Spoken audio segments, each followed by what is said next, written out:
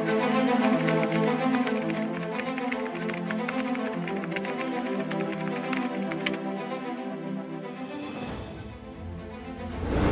is 4 p.m. We're bringing developing news.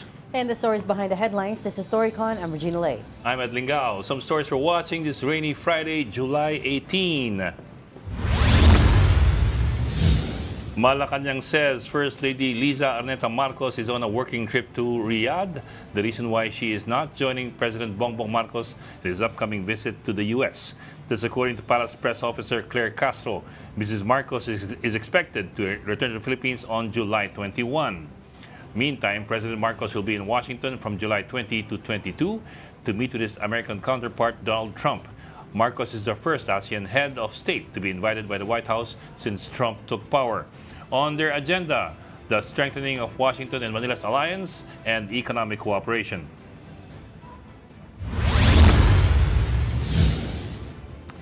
The search and retrieval operations for the missing Sabongeros continues today despite bad weather. The search was delayed for 6 hours due to rains triggered by Tropical Storm Crising and, of course, the southwest monsoon.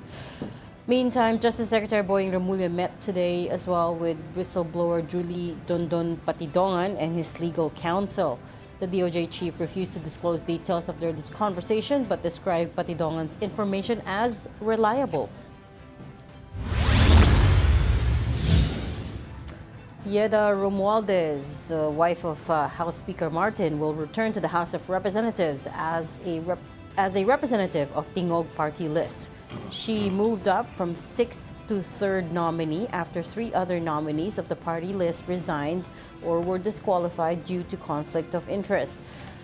As I said, Romualdez is joining her husband, House Speaker Martin Romualdez, and son, Representative Andrew Julian Romualdez, in the 20th Congress.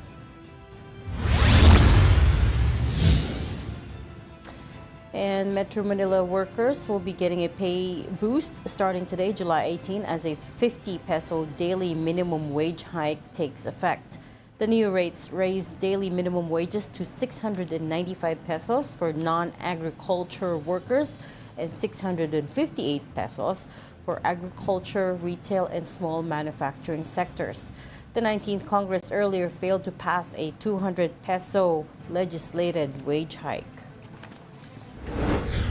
Tropical Storm Crising is expected to intensify until it reaches severe tropical storm status. Pag-asa last spotted Crising 135 kilometers east-northeast of Tuguegarao City in Cagayan. It is packing maximum sustained winds of 75 kilometers per hour and gusts of up to 90 kph.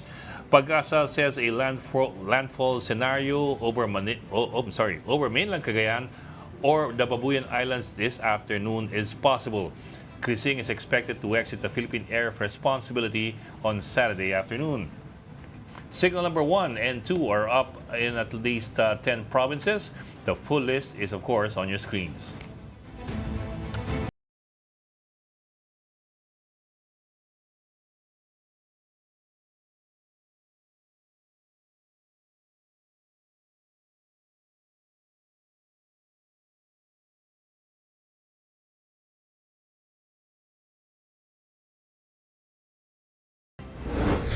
And joining us today, or not joining us today to begin with, is Raul Llamas, who is flying off to Never Never Land again. Where that is, I don't know. No, actually, Not to be disclosed. Okay, but joining us today from Parañaque City, from the Philippine Star, ang bossing ng mga mga periodista ng Star, si Editor-in-Chief Ami Pamintuan. Hello, everybody. Stormy Friday, stormy weekend. Stormy Friday. Is that why you're in gray today? Madilim ako ngayon, madilim. Parang it goes against her logic. Because Ami, dati sabi mo, when the day is gloomy, Masaya, you have to wear something bright. Oo nga, wala akong nakita eh. Ayun, yun lang. Oh. Hindi natuyo yung damit ko. Yun. Good reason. Yun yung talagang reason. Okay, Crising. Asa Cebu si Ronald. Okay. Ang ginagawa naman doon? Biglaan nyo na. As in yesterday, wala naman siya May binabanggit. speech. Bro, bigla siya nag-speech, ganun? Baka pinatawag ng The, Ano?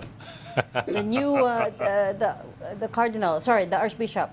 Sa Bohol. Oh, sa Bohol ba yun? Bohol yun. Bohol. Ami, Babalik agad dyan. Ami, anong top story niya? Maliban nung sa Bagyo, Para sa mga binanggit mo, yung CICC nagwa-warning na sa content creators Papaila na daw nila ng criminal cases yung mga nagtuloy-tuloy pa rin mag-endorse ng online gambling. No? Saka yung isa pa, interesting, yung final sa si Kiko Pangilinan joined Robinhood Padilla, hindi joined separate.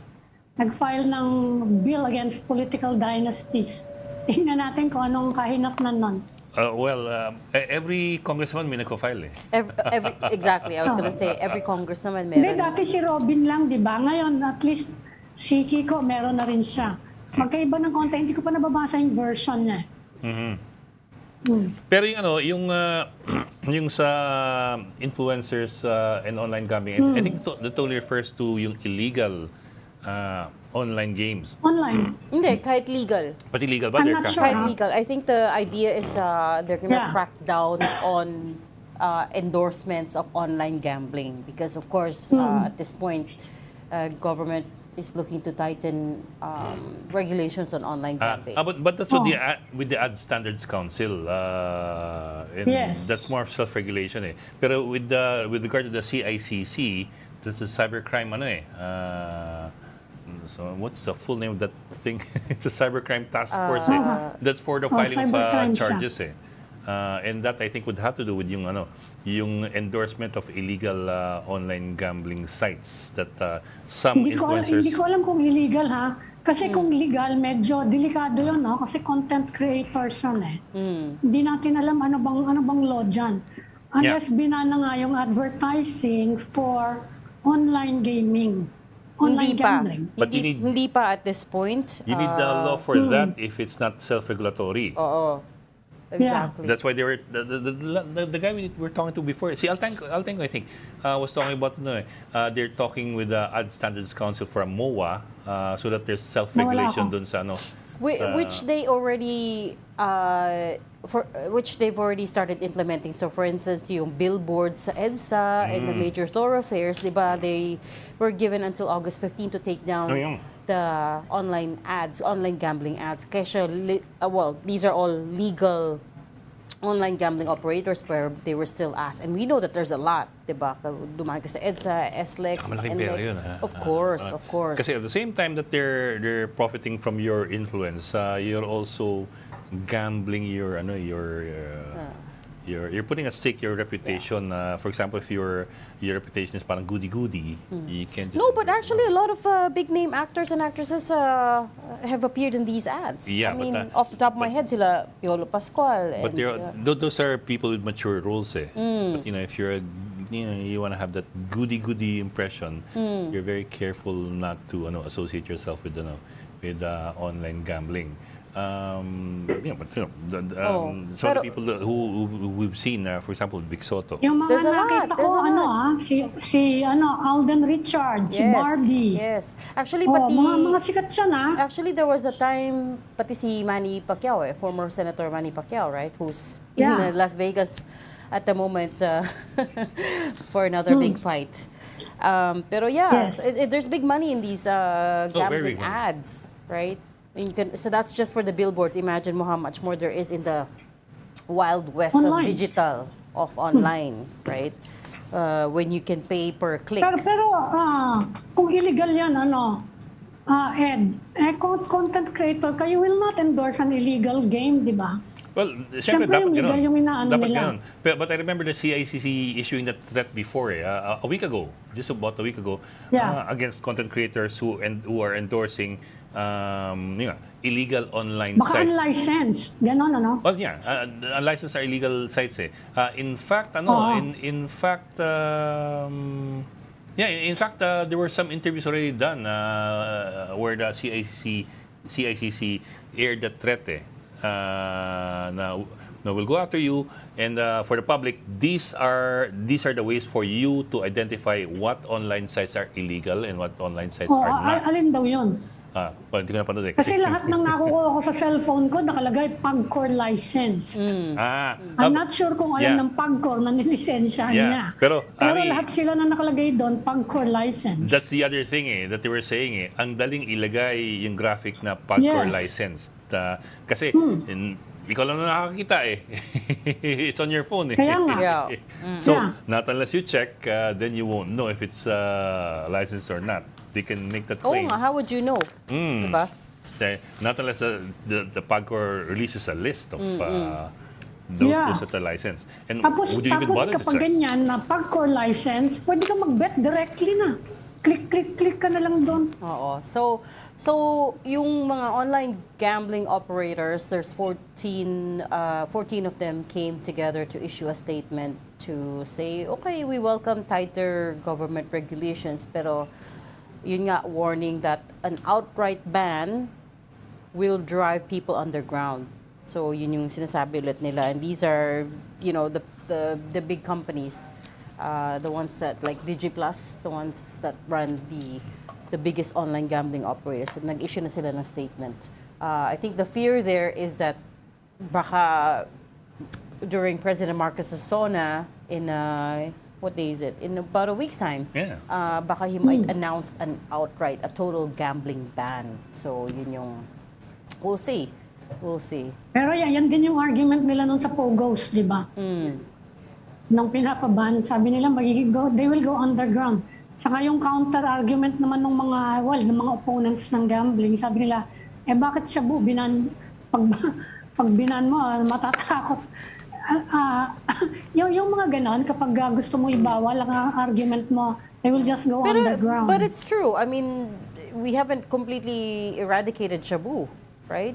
Yeah. They still, marami pa yung Shabu hole that they keep, di ba? Every time there's a big hole that they catch, doon yung presidente. Kaya ang sabi nila, anong gagawin natin dyan? Gagawin din natin legal. Regulated. Yan ang argument naman ng mga yung mga proponent ng total ban on gambling. Okay, Bok. Kami naman tayo. I think we have a reporter already online. Let's wait for him to Okay, here we go. Wala pa ako nakikita. Ito na, nakikita ko na we have News 5 correspondent Gio Roble with updates on the situation in Ilocos Norte as the tropical storm Crising heads up north. Gio, kamusta ang panahon dyan? Hi, Gio. Bok, sa ngayon ay narating na natin ang bayan ng Pagudpud dito sa Ilocos Norte. Hello, Ami and Regina. Nice to see you as well. Pero just a quick update. Pabugso-bugso ang ulan na naranasan natin simula kagabi or nung dumating tayo madaling araw sa may bahagi ng Lawag City sa Ilocos Norte. Makulimlim ang panahon at kagaya nga dito sa may Pagudpud, 2 hours away from Lawag City. Sayang kasi kung summer, napakaganda ng lugar dito. Ganda. Masarap lumangoy, pero ngayon malakas yung alon at mahangin din. Sabi ng Pag-asa, 5 p.m. onwards, o mamaya habang papalapit o habang paggabi na po, ay doon na talaga mararamdaman yung posibleng hagupit or effects nitong bagyong Crising. 3 scenarios yung binabantayan ng mga local disaster officials mula dyan sa mga lokal na pamalaan din sa probinsya. Unang-una, of course, we have pagbaha, pagguho ng lupa o landslide at posibleng storm surge o daluyong nasa 2 meters yung posibilidad, yung pagtaas ng tubig na posibleng ihambalos mula yan sa dagat. So sa ngayon, patuloy yung pagbabantay. Inabasuhan na yung mga residente mula sa low-lying areas, especially sa mga local communities, na just in case kailangan lumikas, wag na matigas yung ulo, pumunta na sa mas ligtas na lugar or higher areas. Yung mga bangka kanina na inikutan natin sa Lawag ay inilipat na nga doon sa mga safer areas na hindi nga just in case na tumaas yung tubig ay mailigtas. Bawal na yung pagpapalaot at bawal na rin yung pagligo sa dagat. Pero may mangilan-ngilan pa rin mga turista na naabutan natin sa Lawag na hindi alintana yung masamang panahon, makapag-ikot lang. Bok, Ami, Regina. Gio, Pagudpud, bahagi yan ng di ba, ng mga windmills na area. What do they do with the windmills pag ganyang bagyo? Do they feather the propellers or do they just keep on spinning?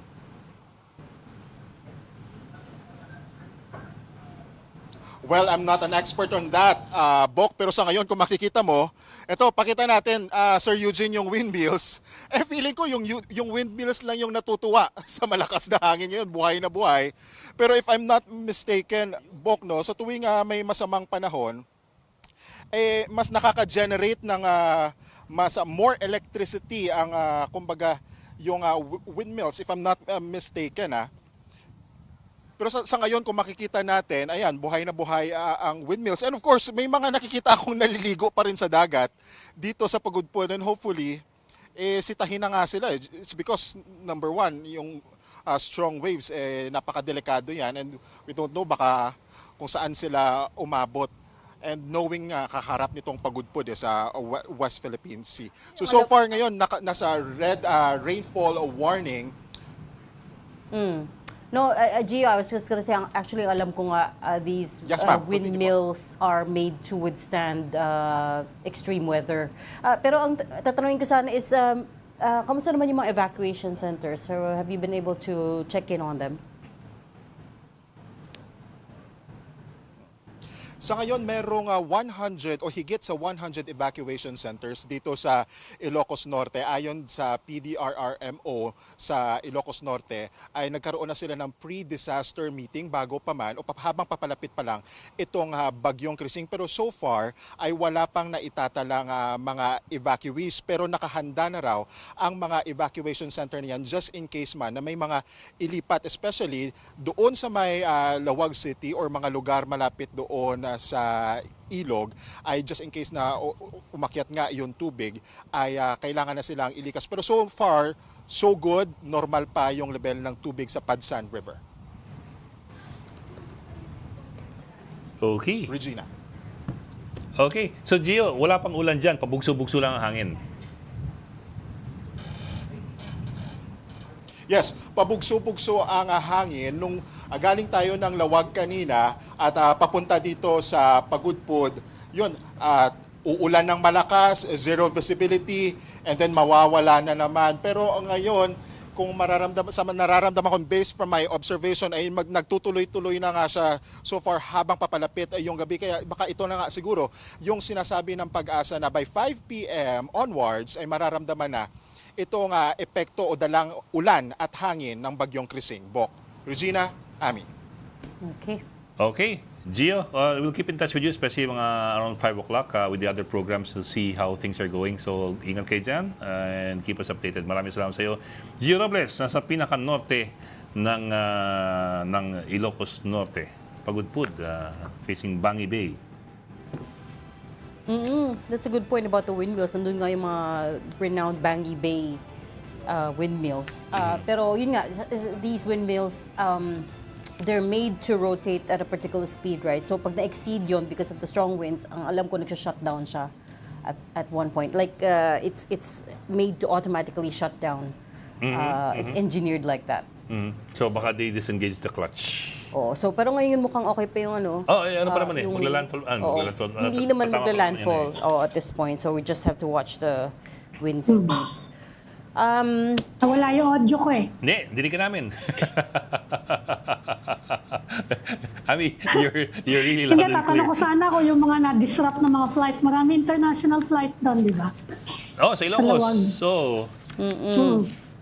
actually, we should also, we'll try to pull in later our correspondent who should be by now in Cagayan kasi yan ang unang tatamaan ni Crising. Of course, the storm is coming in from the eastern part. Yeah, eastern part of Luzon. Gigilid ng kaunti yan dun sa may northeastern coastline ng Cagayan bago tumama doon sa bandang Babuyan Islands and Batanes. So, yung impact will be felt most doon sa Batanes and sa Cagayan and Isabela and possibly Ilocos as well, depending on the direction ng May rainfall alert ba kayo dito sa Manila? Kasi baka mamaya sabihin na naman ng Pag-asa. Nagbigay kami ng rainfall alert, di niyo pinansin. 10 provinces for now. Signal number 1 and 2 are up in at least 10 provinces. Pakita ulit natin yung Yeah. list of 10 provinces. Again, landfall scenario over the mainland is not is a possibility, pero mukhang Yes. hindi itatama yung eye of the storm at this point. There we go. It's Kasi may the full nabasa ako, list. Ede, hindi ba? Sabi nila, kapag mas delikado pa nga daw yung medyo malayo pa yung storm, tapos merong monsoon, mas malakas daw ang hila nung storm doon sa precipitation, kaya mas malakas ang rainfall. Well, it depends po kasi. It depends on a lot of factors, including kung gaano karami yung rain clouds in the periphery. Kaya kahit medyo malayo Ayan. siya sa atin, This kuminsan daw, mas malakas yung rainfall na dinadala Yeah, Right. nung that's hindi possible. tumatama sa atin. That's possible, but So it's not this is always the automatic. eye. This is the eye. Yeah. This is at around 8 in the morning Friday. Let's play it a bit so we can see how it progresses. Okay, 1 p.m. Umuna Yan ang konti. explanation nila, kaya nabibigla daw Set it that tayo way. ngayon sa rainfall.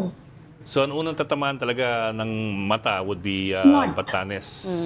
Yeah. Basco's up there, Itbayat is over there, and so on down the line. So yung color coding dito, that's the wind eh. Pero let me show you something that is of course more interest to most people, which is yung ulan.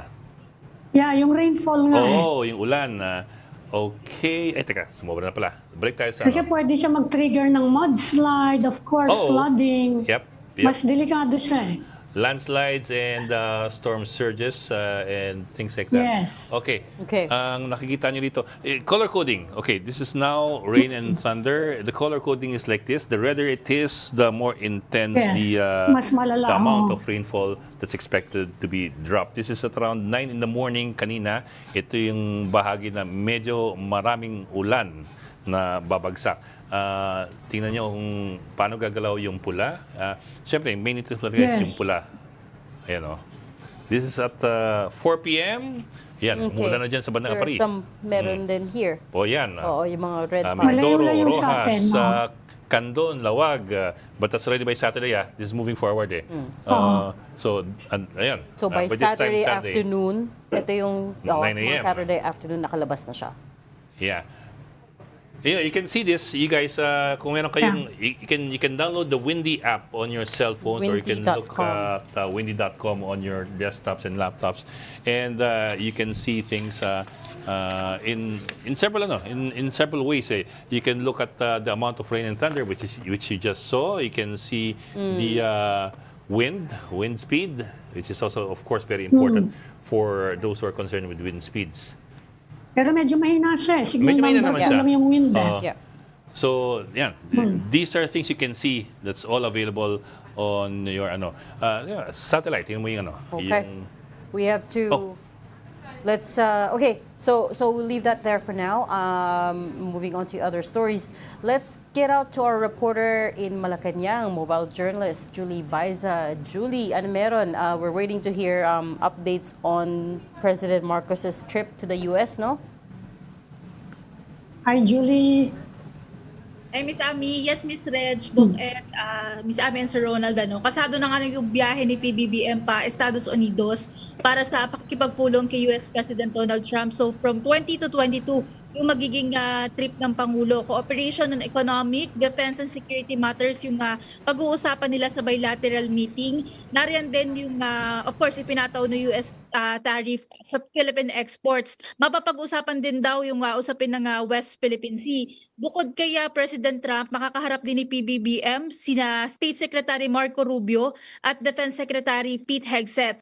Walang magiging meeting si PBBM with the Filipino community kasi ang sabi ng DFA medyo tight nga daw yung schedule. Doon naman sa usapin kung bakit hindi makakasama si First Lady Liza Araneta Marcos na ilang araw na nga nating itinatanong, nasa working visit daw si FL sa ngayon hanggang sa July 20. So nasa Riyadh, Saudi Arabia siya. Binigyan nila tayo ng kopya ng kanyang itinerary. So 17 kahapon umalis si First Lady. Dumating siya ng Dubai and Riyadh ngayong araw. Bibisita sa OFW Servicio Fair at One-Stop Shop Government Services. Tomorrow again, may pagbisita siya sa mga bahay kalinga at may lunch with OFW leaders. Sa Sunday naman yung pag-alis niya sa Riyadh. So that's July 20 and Monday, July 21 siya darating dito. So salubong sila ng schedule ni PBBM kasi si PBBM naman July 20 aalis ng bansa. So bukod dito sa US trip, kanina naghanda rin ng Pangulo para naman dito kay Bagyong Crising. Maaga niyang binisita yung pagre-repack ng mga relief goods sa DSWD National Resource Operations Center sa Pasay City. So dyan po may mga bagong makinarya na sila na ginagamit para sa mas mabilis na pagre-repack ng mga kahon-kahong relief goods, kabilang yung mga health at sanitary kits. Ang sabi ng Pangulo, 3 million daw yung relief goods na naka-ready na ngayon at pwede nang maipadala sakaling kakailanganin. Bukod dyan, meron din silang mga portable water filter na kanina tinry din yan ni PBBM at saka ni DSWD Secretary Rex Gatchalian kung safe ba na portable water filter. Ang sabi nila BBM kanina, safe naman, tinry nila, ininom nila yung tubig ulan galing sa alulod. So after that, dito naman sa palasyo, sinabi rin ng Office of Civil Defense na naka-alerto sila. Simula pa daw kahapon, naka-red alert yung NDRRMC Operation Center.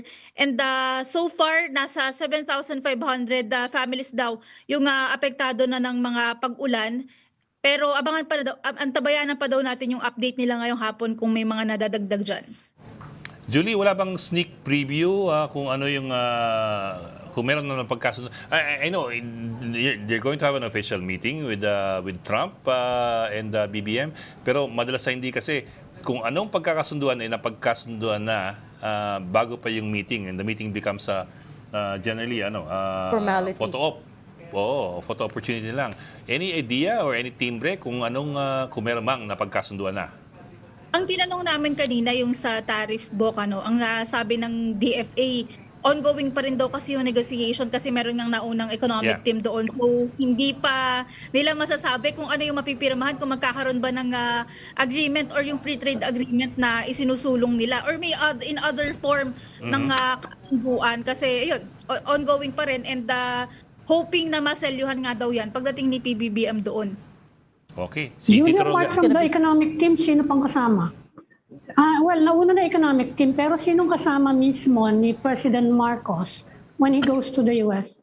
Hindi pa po inabiso kung sino yung delegasyon niya. Magkakaroon din daw kasi ng pre-departure statement. So, doon lang din daw po i-announce kung sino din yung maiiwan as caretaker ng bansa. Okay. We'll leave that there for now. Meron parang multuro, no? May parang multong nandun sa ano. Baka it's the usual DAR chief, si Estrella. Si Conrado Estrella III. May ano ba? May special event ba sa Riyadh? Special occasion? Kasi marami namang ganyan sa mga natin, mga OFW communities natin all over the world. Baka may special occasion sa Riyadh. So far, wala naman pong sinabing special occasion kung bakit doon working visit ni First Lady. Okay. I was saying, Bok, may parang multo doon sa gilid. Okay, we'll let Julie go first. Thank you for the updates. Mobile Journalist. Hindi nakikita ni Julie kayo naman. Mobile journalist Julie Baeza reporting live from Manila. Thank you, Julie. Yung Thank you, parang Julie. multo si Tito Ronald sumama sa atin Hindi sa niya Zoom. nakikita. Ronald, medyo punas mo ng konti yung cellphone mo kasi Parang parang umuulan na dun sa Cebu, no? Okay, saka mo napasok because... Okay. Hindi Sige. pa yata siya nakakana, pero yung video pa lang niya. Yeah, medyo choppy yata Ako lurker dito Yan na, Bakit ang labo? Parang umuulan. Sige, Ronald. yes! Punasan Nasa mo EDSA muna ka ba? Hindi, na airport. Kita mo yung boarding wait. tube Hindi ko makita. Airport pa lang, it's at the airport. Boarding Okay, tube okay. Sige, punasan mo muna yung lente mo. Parang ang lagkit-lagkit ng Oo nga, telepono mo madumi. Magka po na siguro Makamulto. tayo in the meantime. Mira, pag cellphone lang dala. But Hindi, nasa airport. Nasa airport pa lang. Oo nga. Okay. that's a good question, Riyadh. Bakit nga ba nasa Riyadh? But So, yung Yan timing nga di ba? Kasi yung mga binanggit niyang events, lagi naman nangyayari yan sa mga OFW natin. right, there's So, always a what's special gathering. about Riyadh? There's always a gathering. And in any case, that's parang halfway ka na eh, 'di ba? If you wanted to go to the US, parang that's already the Middle East is always the stop on the way to the US. So anyways, we have to take a quick break. You're watching Storycon on One News. Stay with us. We'll be right back. This is the Story Conference Group or the Storycon Group.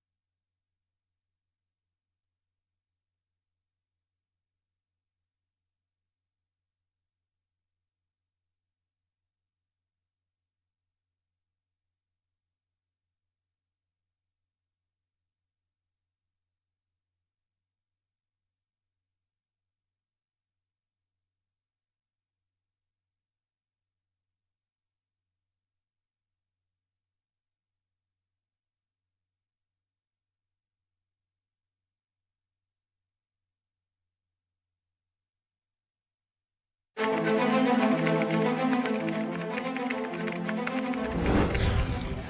got developing news in the stories behind the headlines. Welcome back to Storycon, the Story Conference. I'm Ed Lingao. And I'm Regina Lay, still with us, Ami Paminton of the Philippine Star, and mukhang we lost Ronald. Oo, si Ronald. Nag-ano na siya, nag-board na siya. Okay. Boarding na daw siya. Buti pa si Ami boarding updated, no? Sana pinunasan niyo muna Yeah. yung telepono niya. Anyway, joining us this afternoon, Sabi ko, pinapaano ko pinapabaliktad ko boarding na daw siya. Okay. Okay. Ami, joining us this afternoon, Philippine Coast Guard spokesman for the West Philippine Sea, Commodore J. Tarela. Sir, magandang hapon. Thank you for joining us. Hi, Commodore. Yes, sir. Ma'am. Magandang hapon po sa inyo at magandang hapon din po sa inyo mga taga-subaybay. Yes, sir. Well, I'm sure you've heard about this. China's claiming to its state media that the BRP Teresa Magbanwa made several dangerous maneuvers daw doon sa bandang Bajo de Masinloc.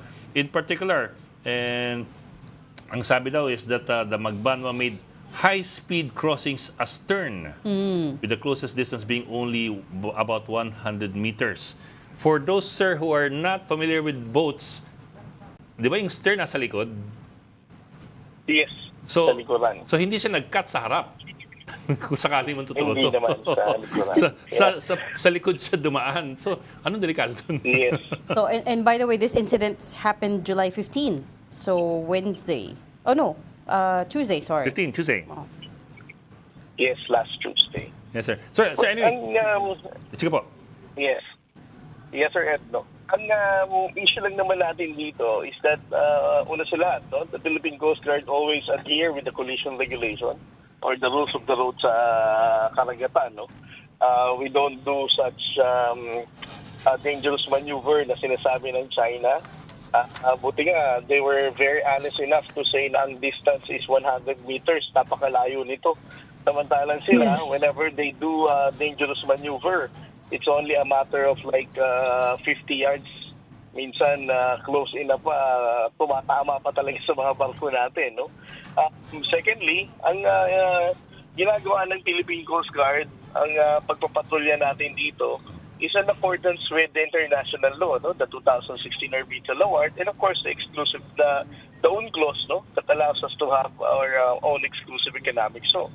So, ang presensya natin dito ay naayon sa batas, whereas ang People's Republic of China, they're stuck with their own claim, no?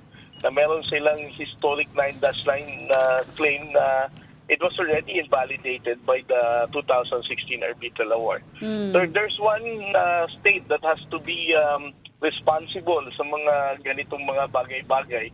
That will only be the People's Republic of China. In the first place, ano kasi ang ginagawa nila sa karagatan na ito na hindi naman talaga sa kanila? Commodore, yung BRP Teresa Magbanwa was doing a routine maritime patrol, right? And our version of events is that the two CCG vessels were the ones that blocked the Magbanwa's path. When it happened, nag-issue po ba sila ng radio challenge? Well, ang radio challenge palagi ng Chinese Coast Guard is that they're claiming na meron silang sovereignty and jurisdiction over these waters. In response, ang sinasabi naman natin sa kanila is that the Philippine Coast Guard presence there in conducting maritime law enforcement is accordance with the UNCLOS, the 2016 Arbitral Award, and the Philippine Maritime Zones Act. No. Tayo ay may legal na batayan, sila ay wala. Sir, sorry, I mean, did the Magbanwa issue a challenge, and what was the response? Yes, we are periodically challenging the presence of the Chinese Coast Guard every time na makikita natin sila in different parts of the West Philippine Sea. And that is the response. No? Sa China, sinasabi nilang they have jurisdiction and sovereignty over these waters na meron naman tayong legal na basihan. Ang tinatanong yata, Commodore, nag-issue ba ng challenge yung mga Chinese sa atin? Tama ba yun? No, he answered it already, which is their usual line about they are doing lawful operations.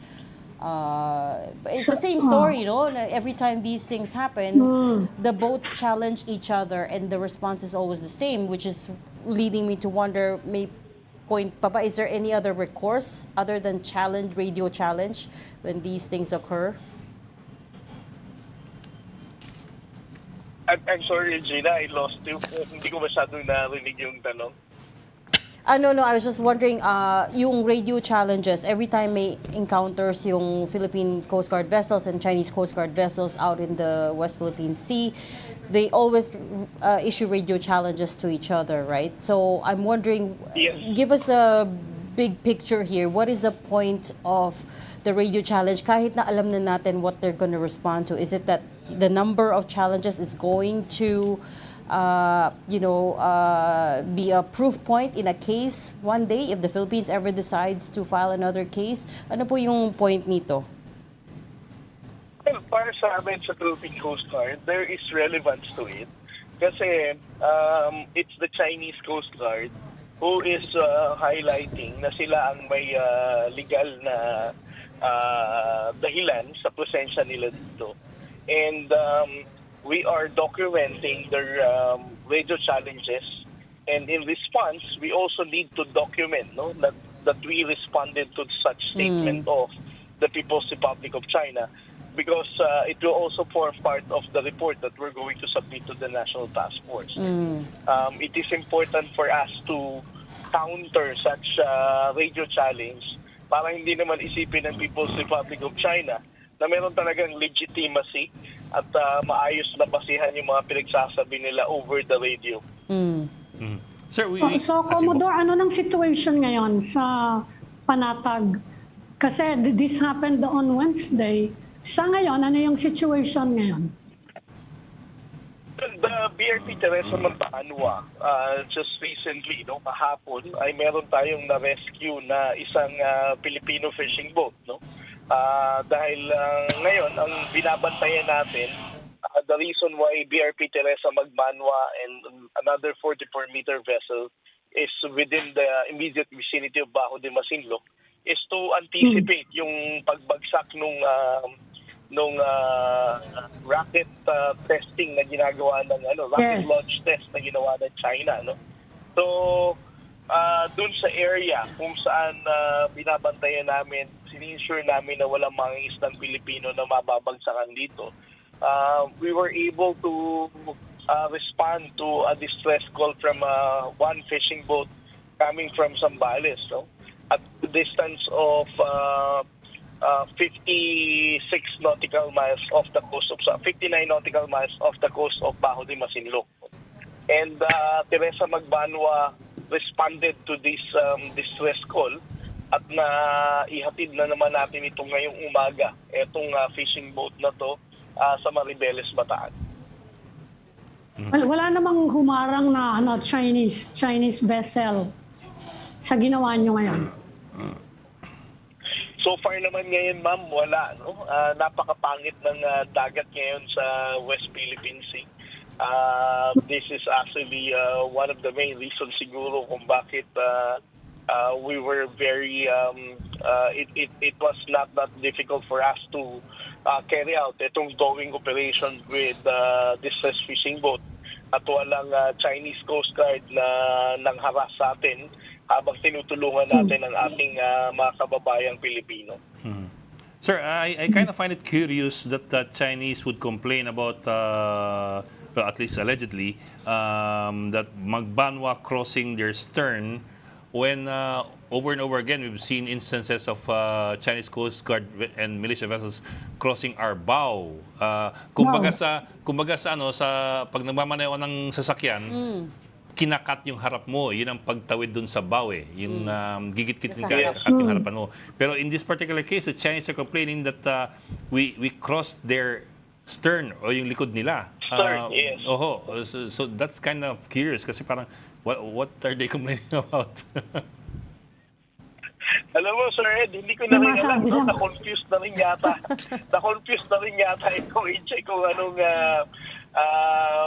sino ang may mali dito, But again, I would like to highlight that the Chinese Coast Guard statement is a clear indication of their hypocrisy, They always want to pretend that they care for international law, the collision regulation, but the mere fact na they are there illegitimately, wala silang basihan para magpatrolya dyan.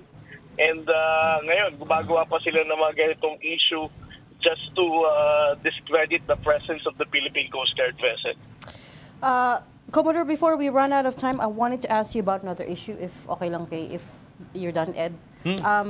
Yung cyber libel case that you filed against Sasot, the blogger, to the tune of 1.25 million yata, if I remember correctly. We know that she has responded to it, not formally, but she said she hasn't received it because she's not in the country, right? And she'll respond to it once she receives the formal summons. But nasa na po yung kaso? But honestly, I don't have the recent update now about the case. No, it's up to the Manila Prosecutor's Office already how Sasot can receive the complaint, and it's up to the prosecutor's office kung how they will decide. No, kung may valid point si Sasot kung sabihin niyang he has to receive the complaint before he can even be able to respond to the cyber libel case that I filed. I apologize, I didn't get to read your complaint actually. Pero what were some of the specific examples you cited in charging her for cyber libel? Three main grounds, no, kung bakit kami nag-file ng cyber libel. The first one is yung sinabi niya na pumunta daw ako sa bahay ni Speaker Romualdez at kumuha daw ako ng black bag na naglalaman daw ng napakaraming pera. Well, first of all, I don't even know where Speaker Romualdez lives. No? I don't know the address kung saan siya nakatira. Secondly, meron din siya sinasabi na nag-receive daw ako ng $4 million as talent fee from the U.S. Embassy. Alam mo, hanggang ngayon, tinatanong ako ng misis ko kung meron daw talaga akong ganung pera eh. Mahirap paliwanag siya. Kung saan ko daw nilagay, no? And then the third funny thing na sinabi niya, meron daw Operation Atlantis ang mga Amerikano at ako daw yung nagde-direct ng operation na to. Hindi ko alam kung nasobrahan na siya ng kapapanood ng Justice League na inisip niyang ako si Aquaman para i-implement tong Operation Atlantis na sinasabi niya. In short, Commodore, nabanggit niya yung US Embassy. Tanong ko lang yung sa announcement nila na they are building a ship boat repair facility dun sa Palawan. Ano yung may timetable na ba doon kung kailan kaya yon mag-uumpisa o kailan ba yung magiging operational? I'm sorry, ma'am. No, I'm not really privy about this boat repair facility. I think it's with the Philippine Navy. With regards sa engagement nila sa Coast Guard, ang alam kong proyekto nila para sa amin is yung Buliluyan Port Facility sa may Balabac, Palawan. No? Alam naman natin, especially for the media who had the experience to be embedded kasama ng mga mission namin, dito yung jump-off point ng ating barko, dulo ng Palawan sa baba, so that it will be easier for us to deploy our Coast Guard vessels papunta ng Kalayaan Island Group. Kung kesa manggagaling sa Puerto Princesa, iikot pa kasi. That is the project that I'm aware of. But for the boat repair facility, I think it's with the Armed Forces of the Philippines, ma'am. just to circle very quickly back to what you were saying about the cyber libel case, so can you confirm definitively, Commodore, walang Operation Atlantis? Yes, as far as I'm aware, no? Wala akong ganitong alam na Operation Atlantis. Ang ginagawa lamang natin sa Coast Guard is we have the Transparency Initiative to make the public aware of what's happening and also to inform the international community of the aggressive behavior of the People's Republic of China. So, Commodore, balikan ko lang yung kasi nawala ako. So, hindi kasama yung mga Coast Guard vessels doon sa repair, doon sa facility na ginagawa ng US? O pwede rin kayong karon? Well, I'm not yet sure, ma'am, no? I think that was a very recent pronouncement itong mga nakaraaraw lang. I'm not really sure whether Coast Guard vessels will also be accommodated dito sa project na to kung sakaling magkakaroon nga talaga ng boat repair facility. But that would be a great development, no? Kung ang ating mga barko ay ma-accommodate din ng boat repair facility na to. Especially so na every time na binabangga tayo ng Chinese Coast Guard sa West Philippine Sea, it will be easier for us to have it repaired and send them back to sea immediately kapag naayos siya agad. And Kumusta na yung barko nyo nabutas yung Navy ba yun o Coast Guard? Alin ba yun, Ed, yung nabutas yung gilid? Oo, yung Was that binaga. Navy or Coast Guard? BRP Teresa Magbanwa yun, ma'am. BRP Teresa Magbanwa mismo. Ito yung, Okay na siya. yes, ito yung binangga nila sa Sabina Shoal or Skoda Shoal when we were anchored there. No? Yeah. As what the commandant has informed the public, it was our priority to send back Teresa Magbanwa. So parang in just a matter of 3 weeks, naayos naman siya agad. At ngayon nga ma'am, ito yung nagpapatrol yung baho di Masinloc. Okay. And then lastly, Commodore, just very quickly, Sandy Cay has been quiet. Wala nang no other flags that have been planted there, o wala nang pumupunta doon as far as you know? Gaya ng sinabi ko ma'am, no? Ang pangit ng panahon ngayon sa West Philippine Sea. Tingin ko naman hindi weatherproof din ang barko nila. And ang concern pa rin natin ngayon sa Pag-asa is to recover yung parachute anchor na iniwanan ng Chinese Maritime Militia na nakatabon sa mga coral seabed dito sa Pag-asa Reef 1. Okay.